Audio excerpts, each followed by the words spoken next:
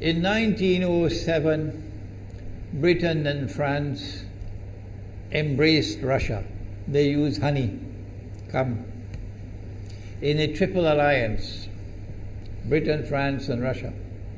And the honey that they used to trap Russia was that if we win the war that's coming with the Ottoman Empire, you will get Constantinople, which is what Russia wants. But they promised Russia one thing through the front door, and they took it back through the back door, like what they did to the Arabs. These are people with PhDs in deception. If they tell you that the sun is shining, don't believe them. Go outside and look up in the sky, see whether the sun is shining. When the Russian army had fought in the First World War and had suffered the most losses, the brunt of the kill were Russians. And they were now winning the war. And the Ottoman Empire was collapsing. And the Russian army is only an arm's length away from Constantinople. They don't want Russia to get Constantinople. No. So what did they do? Russian Jews organized and executed the Bolshevik Revolution, which overthrew the Russian monarchy. They killed the Tsar and the whole family, overthrew the government, and took Russia out of the war. So the Russian army had to stop in its tracks and could not go to Constantinople. In other words, the Russian Jews stabbed Russia in the back. They did more than that. They brought communism. Communism is not Russian. These dum-dums don't understand that. Communism was created to destroy Russia.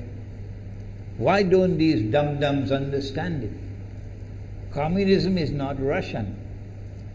Communism was created to destroy Russia, to destroy the Russian Orthodox Church. So they brought communism in the Soviet Union. And for the next 60, 70 years, this Zionist created entity called the Soviet Union waged war on religion, waged war on the Russian Orthodox Church, killed the priests, closed down the monasteries and churches and so on. 60, 70 years. And then, when the appropriate time came and Israel came into being, it is this same Soviet Union which opened the doors for millions of Russian Jews to now migrate to Israel. If you go to Israel today, you might believe you're in Russia. So many people speaking Russian. These are the Russian Jews. And then the Soviet Union, 6 years after Israel came into being, did something strange and mysterious. Crimea is Russian territory. Crimea is a part of Russia. The Soviet Union decided to give Crimea as a gift to Ukraine. Why did they do that? The historians don't tell you. So let Imran tell you. They gave Crimea to Ukraine in order to stab Russia in the back one more time. Because if Russia loses Crimea, it will enhance Israel's security. The Russian Navy is based in Crimea. And there's a straight line from Crimea to Constantinople. To get out of the Black Sea and to get into the Mediterranean Sea, you got to pass through the Bosphorus. And the city of Constantinople is located right there on the Bosphorus. So they gave Crimea as a gift to Ukraine. They never bothered to consult the people of Crimea and get their consent. No. They never bothered to seek the permission of the Russian people. No. But Washington doesn't want to hear that. The foolish man who now sits in the White House of the United States, the foolish man who would like to pretend that he's a man of wisdom, he doesn't want to hear. But what are the rights of the Russian people? Were they not violated? Do they not have the right to correct Iran and recover the territory which was unjustly taken away from them on Israel's behalf? Obama doesn't want to hear that. It's inconvenient for them. But in this masjid, we will expose whether it's convenient to you or not. They did more than that. Not only did they give Crimea to Ukraine, but earlier on they gave eastern Ukraine. Eastern, part of it is now eastern Ukraine was Russian. It was Russian. And the Soviet Union gave it as a gift to Ukraine. Why is it being given to Ukraine?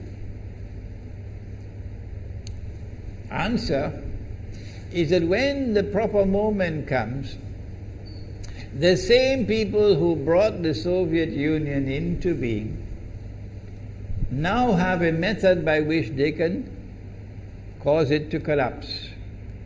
The method that they're using now in Venezuela, popular demonstrations, they did it in Egypt, they did it in Tunisia, they are masters of that. They did it with the Soviet Union. I used to think that the Soviet Union collapsed because of Allah's kindness. But I was wrong. No, it was the Zionists who brought down the Soviet Union because they didn't need it anymore. Like tomorrow they wouldn't need you anymore, Saudi Arabia. And they wouldn't need you anymore, Islamabad. When will you understand that? They'll just throw you to the dogs. You served them long enough. So they brought down the Soviet Union. Why? So that Ukraine might emerge as an independent state. That's danger for Russia. They prepared the way. And now Ukraine emerges as an independent state. So the rope is around Russia's neck now. And from that day, when the Soviet Union collapsed, until yesterday, the relationship between Russia and Ukraine was always problematic. But the people of Ukraine still had the good sense and wisdom to appoint a government that was pro-Russian. The Zionists decided it's time for us to use our, the street demonstrations. And last October, November, December, the world witnessed Caracas all over again. And eventually, the Zionists got what they wanted. You have the money, and you can send in your special people, snipers who will kill, and so on, throw petrol bombs and so on. And eventually they got what they wanted. They created enough havoc. May Allah protect Malaysia from that. Ameen. Ameen. And the president of Ukraine fled. He's a democratically elected according to your method, Mr. Obama, according to your system. He's a legally elected president of Ukraine. And he had to flee. And these hypocrites in Washington and London and Paris who would like us to believe that they are honorable men. They are not. Instead of standing on the side of the legally appointed president and demanding the rule of law, they all showed their colors as hypocrites in immediately recognizing the new government in Ukraine. The new government in Ukraine is anti-Russian. That's what they wanted. That's why they brought down the Soviet Union, to bring in a Ukraine into being as independent state, and then to eventually get an anti-Russian government in Ukraine. If by Allah's kindness Putin had not intervened and been so spectacularly successful, this is what the plan would have been. The new government in Ukraine would have joined NATO, and Russia could not stop it. And when the new government in Ukraine joined NATO, NATO will then send its armed forces into Ukraine. It could include nuclear weapons. Then Ukraine will pick a fight with Russia and decide that Russia must now vacate Crimea. Shut down your naval base. The rope is now tightened around your neck. Russia has to put its tail between its legs and withdraw its fleet, Black Sea Fleet, from Crimea. Russia is no longer a naval power. Crick crack, you finish. And Israel will celebrate. That was the master plan. But Allah planned, and Allah's plan was successful. And it is time for the Muslim world to recognize and to see, I cannot influence governments, so what can I do? Don't bother, you waste your time with governments. But the people can understand that this was Allah's plan. They planned, the enemy planned for so long, and at the last moment Allah intervened. And Putin was able to get the people of Crimea to vote in a referendum. And they voted 90-something% in favor of returning to Russia. They were a part of Russia, and they want to return to Russia. So Putin was successful in delivering to the Zionist movement the first defeat it has ever suffered, significant defeat, in the more than 100 years since the Zionist movement was established. If that is not a sign from Allah, it's time for you to wake up. Putin is now succeeding in eastern Ukraine as well, because they're barking like dogs in Washington and London and Paris. Barking. It is Russia which is doing it. It is Russia which is doing it in eastern Ukraine. Oh, but when the Ukrainian government send the Ukrainian armed forces into eastern Ukraine, they don't want to fight. They say, we will not fight our own people. They refuse to fight. So the only way that the government of Ukraine could now stamp down the insurrection, the popular resistance in eastern Ukraine, is by calling on Washington, come and send your Marines. And then what will Putin do?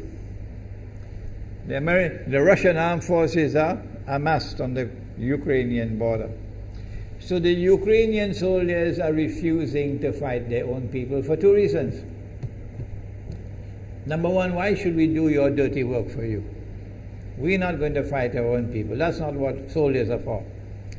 And number two, if we make the mistake of using guns on these Russian-speaking Ukrainians, what will the Russian army do to us tomorrow? And they have already said, Putin has already said, we are going to intervene to defend our people. He's already said it plainly. The writing is on the wall. Putin has won a victory in Crimea. Whether governments like it or not, whether governments vote this way or that way, is now irrelevant, because we all know that they have to vote where the butter is. Putin is on his road to a second victory in Ukraine.